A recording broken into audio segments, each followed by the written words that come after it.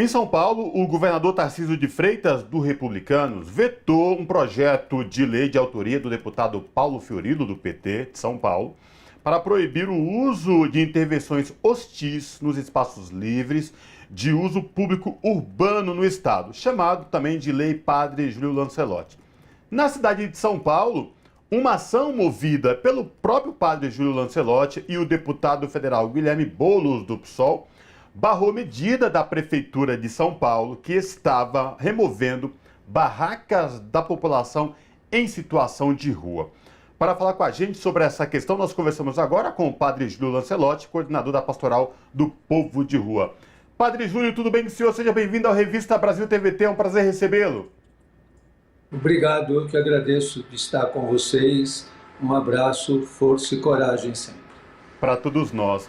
Padre Júlio, vamos falar um pouco dessas ações aí que vem acontecendo na cidade de São Paulo e também com este veto do governador Tarcísio de Freitas, projeto de iniciativa do deputado Paulo Fiorilo. A minha pergunta, Padre Júlio, um momento tão delicado, a gente está ainda saindo de um momento pandêmico, a pandemia não acabou, muita gente em situação de vulnerabilidade.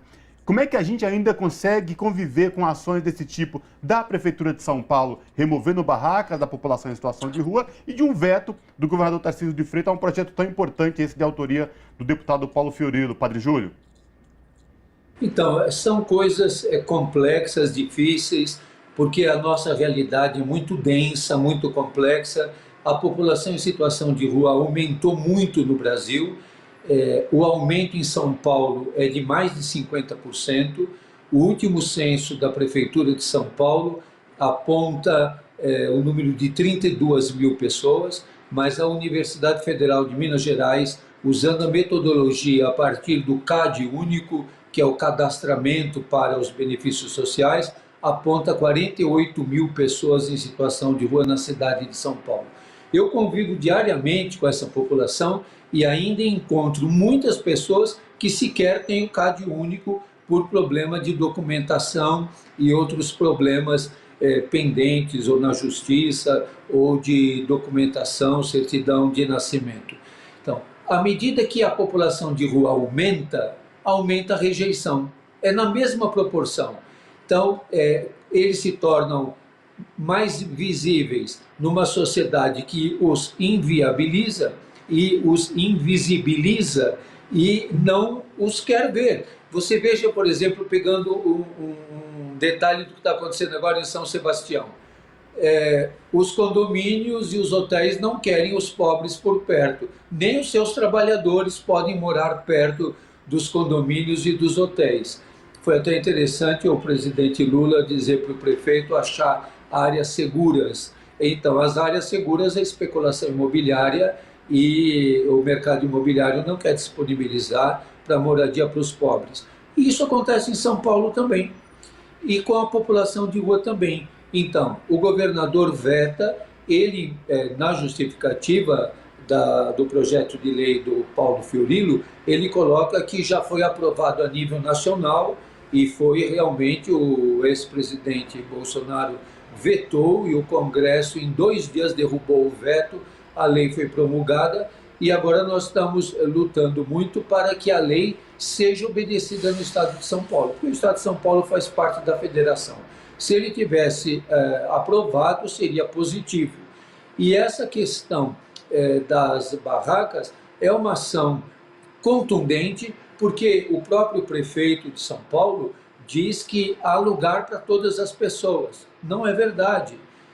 Se somarmos hoje toda a disponibilidade que a prefeitura tem de acolhimento ou de grupos familiares, ou de idosos, ou de pessoas em situação de rua que não estão em nenhum grupo, chega a 17 mil, não chega nem a 20 mil. Quer dizer, na própria conta e na matemática da prefeitura, não chegaria aos 32 mil, mas o cálculo da Universidade Federal de Minas Gerais é de 48 mil. Então, retirar as barracas, eu tenho acompanhado isso diariamente, tenho visto isso constantemente. Existe um decreto aqui em São Paulo, um decreto ainda do ex-prefeito Bruno Covas, e o atual prefeito se fala da gestão Bruno Covas, e eles mesmos não obedecem o decreto deles, que diz que não se pode retirar material de sobrevivência, e eles retiram documentos, remédios, água, alimentos, vestuário, colchões, cobertas e a barraca. E eles vêm dizer que, e até o prefeito deu uma entrevista agora há pouco, acho que foi até no 247, dizendo que nós queremos que as pessoas fiquem na rua.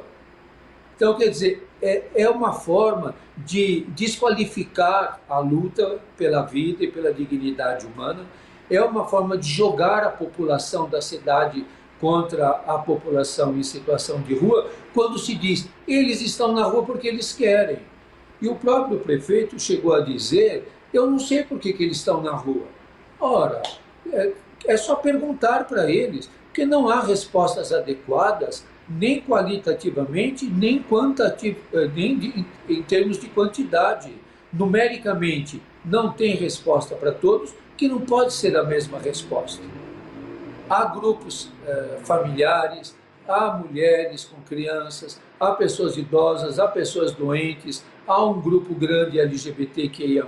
Então, nós temos que ter respostas que sejam coerentes com a necessidade das pessoas. E isso que a Prefeitura de São Paulo não é. Padre Júlio, queria aproveitar que a gente está tratando desse projeto de lei que fala sobre as intervenções hostis, que é do Paulo Fiorilo, que está sendo barrada aí por Tarcísio de Freitas, e falar de um termo que o senhor está trabalhando e eu acredito que precisa ser popularizado, então vou utilizar este momento para isso, que é para falar sobre a aporofobia, né?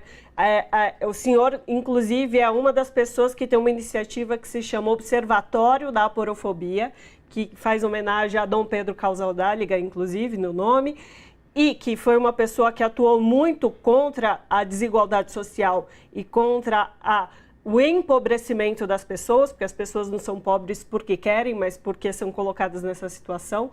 Mas eu gostaria que o senhor pudesse falar dessa aporofobia e o que é essa intervenção hostil, essa arquitetura hostil, tem a ver com esse termo, né? Como eles se relacionam? Então, a aporofobia, por exemplo, é o que nós estamos vendo em São Sebastião. As chuvas mostraram o quê? A desigualdade social. Quem é que ficou soterrado? Os pobres. Os soterrados são os trabalhadores, os pobres, que agora os condomínios e os hotéis não os querem perto. A intervenção hostil é um sintoma da aporofobia e é um sintoma muito visível quando se colocam estacas, lanças, gotejamento, graxa e outros obstáculos que não deixam espaço para as pessoas. E é importante dizer isso, não que nós queiramos que as pessoas fiquem nas ruas em barracas ou que fiquem em marquises, mas ter claro que a intervenção hostil na arquitetura é um sintoma de hostilidade e de ausência de hospitalidade. Porque se há lugar, as pessoas não vão querer ficar na marquise. Se há algum quarto, olha, nós, por nossa própria conta e através do Observatório da Aporofobia Dom Pedro Casaldáliga e do Projeto Caminhos, colocamos mais de 100 pessoas em lugares para morar, com apoio, com doações, pessoas que estavam dormindo na calçada, que estavam embaixo de marquises. Agora, no começo de março, com o projeto FICA, vamos iniciar o acolhimento de mais de 19 grupos familiares em habitação, que não é como esses projetos da prefeitura, que são provisórios, mas numa locação social definitiva e em casas onde haja autonomia.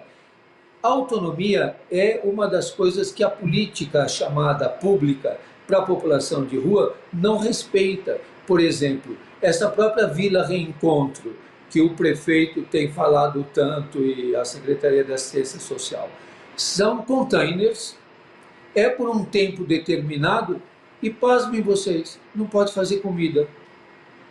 Vem marmitex. Como é que a casa da pessoa e vem marmitex, ela não pode cozinhar. Depois não pode receber visita.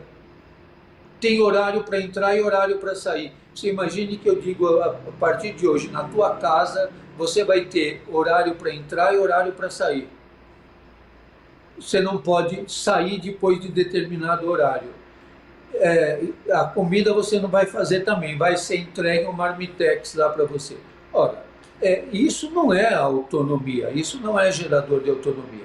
Então, são programas que muitas vezes o Estado faz de tutela. A população em situação de rua não quer ser tutelada.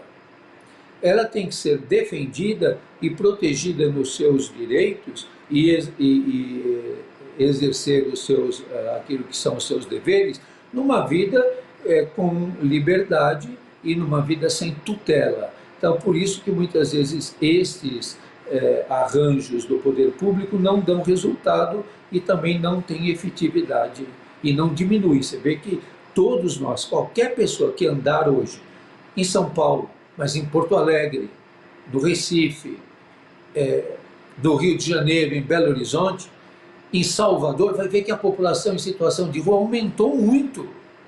É um aumento visível, não é preciso nem muito esforço para perceber. Aqui em São Paulo, você anda em todas as grandes avenidas da cidade, você vai ver acampamentos. E a prefeitura quer resolver isso arrancando a única proteção que sobrou para essas pessoas.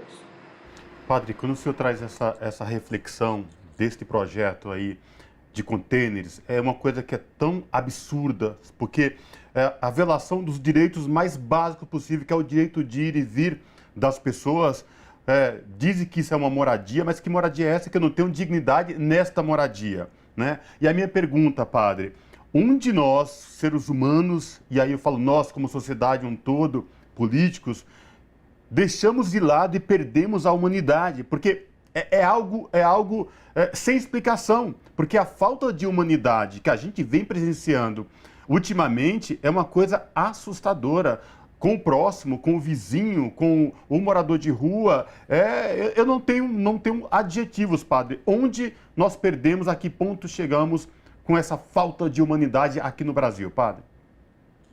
Então, você sabe que falando isso, Cosmo, me causa também um impacto muito grande de ver nesses dias ali no Jardim da Luz, em frente ao Museu da Língua Portuguesa, a cavalaria da Polícia Militar colocando os cavalos em cima da população de rua, uma mulher sendo atingida pela pata do cavalo, então coisas indescritíveis, tirar a água deles. Nós temos feito um projeto de levar água potável para a população em situação de rua, que fica privada da água potável. Você vê, além desses vetos, um veto para mim extremamente aporofóbico, além desse do projeto do Paulo Fiorilo, foi vetar os absorventes higiênicos para as meninas das escolas estaduais, das periferias, para as mulheres presas, para as mulheres em situação de rua. Olha, vetar um absorvente higiênico para uma mulher presa, para uma menina da periferia, que não vai poder ir na escola porque está menstruada e não tem como manter a segurança íntima e menstrual, isso é uma monstruosidade. Vetar, e foi vetado em São Paulo, quer dizer que as mulheres encarceradas vão ter que continuar usando miolo de pão, papel higiênico, jornal. As mulheres, eu levo diariamente para as mulheres em situação de rua absorventes do café da manhã. E, claro, a gente deveria de falar corretamente pessoas que menstruam, porque também tem os homens trans que menstruam também. Então, ou nós temos senso de humanidade, de não negar água, de não negar alimento, de não negar um lugar para que as pessoas possam recostar e dormir, não negar a vida e a dignidade e não tratá-las com desrespeito. Então nós estamos, eu acredito, em termos civilizatórios, numa grande encruzilhada. Ontem até nos visitou na Pastoral de Rua e na paróquia o ministro de Direitos Humanos, Silvio Almeida, E até os moradores de rua falaram, nossa, mas esse aí é o ministro? Eu falei assim, nossa, ele veio aqui sem segurança, não veio com um carro oficial, está vestido desse jeito aí, parece um de nós. Eu falei, então, isso que é importante, e ter a sensibilidade e a proximidade. Então foi muito importante a visita do ministro dos Direitos Humanos e Cidadania. Ele faz bem questão de dizer que é de Direitos Humanos e Cidadania. E temos que lutar para que esse ministério seja efetivo, não seja simbólico, seja efetivo e com recursos para defender essa população que vem sendo vítima de violência permanente, constante e sistemática no Brasil. Padre Júlio Lancelotti, a gente tem 2 minutos ainda, mas eu quero lhe fazer uma pergunta que eu acho muito pertinente e importante. No carnaval deste ano, Camisa Verde e Branco, ela trouxe um enredo que falava dos invisíveis, dos trabalhos sociais, tema tão importante nos dias atuais. Falou do senhor, movimentos sociais como o MST. Queria ouvir sobre esse samba enredo, Padre Júlio Lancelotti. Eu achei muito bonito, eles tinham me convidado para desfilar, mas eu não desfilei, eu fui lá no momento da saída, dar uma palavra de apoio para eles, e foi interessante que eu disse para eles, cantem, dancem, lutem e vençam. E eles venceram, e depois de muitos anos saíram do grupo de acesso, foram para o grupo especial. Então foi muito bom, foi a Vai Vai e a Camisa Verde e Branco. Então, eles me comoveu muito ver lá num dos carros grandes a presença linda da Anita Freire. Foi muito bom ver a Anita Freire ali, a viúva do Paulo Freire, a homenagem ao Paulo Freire, a Dom Paulo Evaristo Arnes, a homenagem ao Mariano Suassuna, a homenagem ao Betinho, a homenagem que me comoveu muito a Santa Dulce dos Pobres. A ala das baianas eram todas elas Santa Dulce. As baianas todas estavam caracterizadas numa visão própria, mas todas elas como se fossem a presença cheia de luz da irmã Dulce, da Santa Dulce dos Pobres. Então foi muito bonito ver isso e fiquei muito feliz de não ter sido pé frio e ter ido lá fazer estar lá no esquenta com eles, e deu certo, e eles subiram, eles ficaram muito felizes também. E as escolas de samba, esse ano, várias delas trouxeram elementos sociais, elementos religiosos, mas de muita crítica social, de muito compromisso e transformação. Isso tem que ser um sinal para todos nós. Eles foram obedientes, né, padre? Você falou, vai lá e vença, e eles venceram. Foi bom. É isso, então. Conversamos com o padre Júlio Lancelotti, que é coordenador da Pastoral do Povo da Rua na Arquidiocese de São Paulo. Padre Júlio, é sempre uma escola ouvi-lo, é sempre um prazer poder conversar com o senhor. Eu que agradeço. Força e coragem para vocês, Deus abençoe. E não desanime nunca. Vamos lutar e partilhar. Abraço, padre. Até a próxima.